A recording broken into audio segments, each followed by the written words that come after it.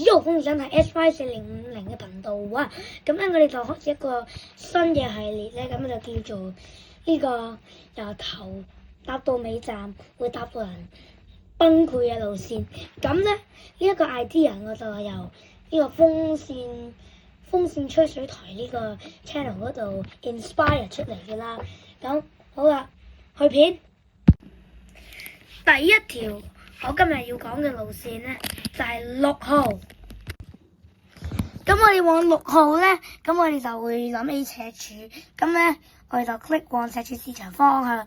咁呢，就經埋馬坑㗎啦。咁呢，佢就有39個巴士站啦。但係呢，睇一睇個地圖啊，佢大致上都冇乜問題嘅，淨係呢，赤柱呢邊兜咗少少啦，但係咧大致上都冇乜問題。但係佢有個問題咧，就係佢要兜呢個司徒拔道同埋黃泥涌個合嘅。咁咧我就唔覺得咧有人會想兜山路入赤柱，咁樣咧係會兜到你暈嘅。其實有其他路線㗎。6號 X 咧，往赤柱市場方向，咁我哋過咗皇后大道東嘅最後一個站之後呢，咁佢就會上堅拿道天橋，入香港仔隧道，咁就會直飛落黃竹坑新圍黃竹坑道呢個巴士站，咁一路去到淺水灣，經淺水灣道、春坎角道、環角道，一路碌到入赤柱村，其實都係34個站，咁其實同6號就差唔多啦，不過就唔會兜到你嘔。但係咧都仲有一條路線就係260，往赤柱市場方向。咁喺港島，即係喺灣仔區最後一個站咧，就係入境事務大樓喺告士打道，咁就直飆，咁就直飛香港仔隧道入到黃竹坑新圍，咁就好似6X 咁行啦。咁第27個站就係赤柱村，有27個站，但係我唔知點解咧，有啲人咧會覺得咧260呢條特快線咧係會慢過6號嘅咯。我真係好驚訝，點解會有啲咁嘅嘢？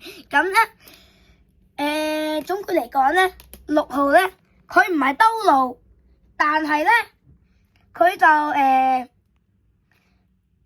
其實你都可以話佢係兜路嘅，但係佢就兜多咗山上面嘅路啦，有平路佢唔行。咁始終6號咧都係開頭號碼，即係1號、2號、3號、4號咁樣排噶嘛。咁6號都係好舊嘅路線，咁嗰時可能未擴建隧道啦。咁好啦，咁6號就講完嘅啦。好。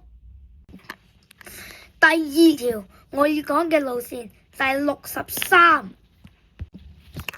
咁如果講起63咧，又係往赤柱市場嘅巴士路線。咁咧佢就過咗聖保祿醫院之後，就要上大坑道，喺大坑道停一堆站，先上到黃泥涌合道，再入淺水灣道。呢條路線咧，63就同6號有同一條問題，就係要兜山路。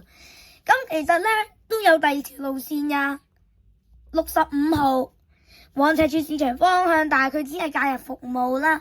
咁如果你假日要入赤柱嘅話，即係例如龍舟咁樣啦，例如端午節，65咧係有35個站，但係咧63就有48個站。好似63咧就係全港島咧係即係單向方向最多巴士站嘅路線啦。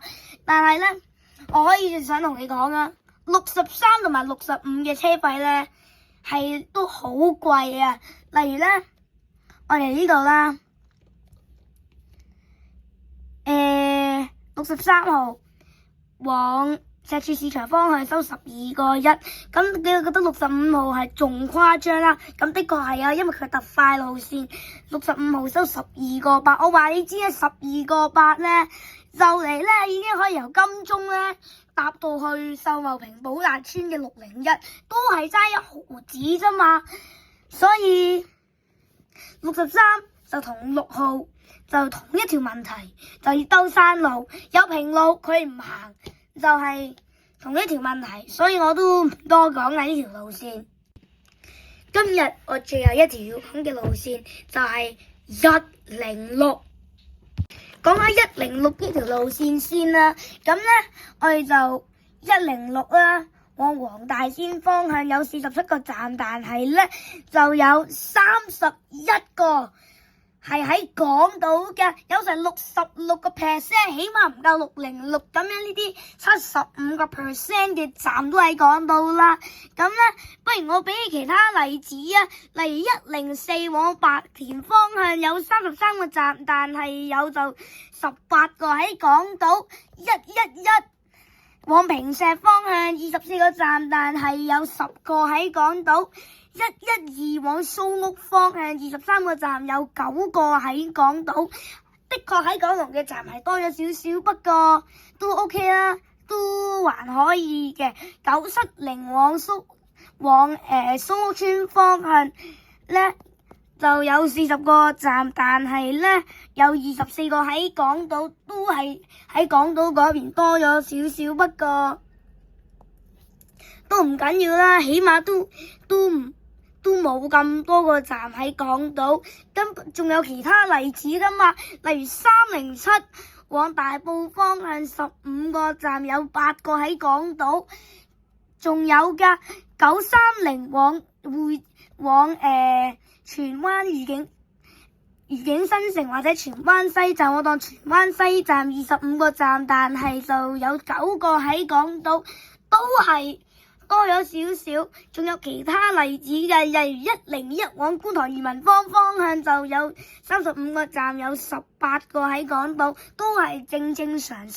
俾啲其他例子你啊，682啊，咁兜路嘅路線啊，46個站，有28個喺港島，呢個可以話係好多個站，起碼佢沙田呢度都可以停多啲，咁呢都問題都不大嘅，都係多8個站。咁仲有啊，例如690啊，往將軍澳康城花園方向28個站，有17個喺港島。唔知點解我列嚟列去嗰啲路線咧都咁多啦。咁不如去翻106呢條路線嘅重點先，往黃大仙方向，你睇下個地圖啊，你睇下呢啲點咧，呢一堆點咧都係港島噶，你睇下有幾多個站，同埋九龍有幾多個站先得噶。其實咧會唔會考慮取消606咧，然後改呢條路線叫606，然後行東區係咧喺東隧行觀塘繞道，喺大老山隧道嗰邊落嚟，會唔會好啲咧？咁就視乎巴士公司解唔解決啦。好啦，今日條片就嚟到呢度。咁如果你想睇多啲片咧，記住訂閱我嘅頻道。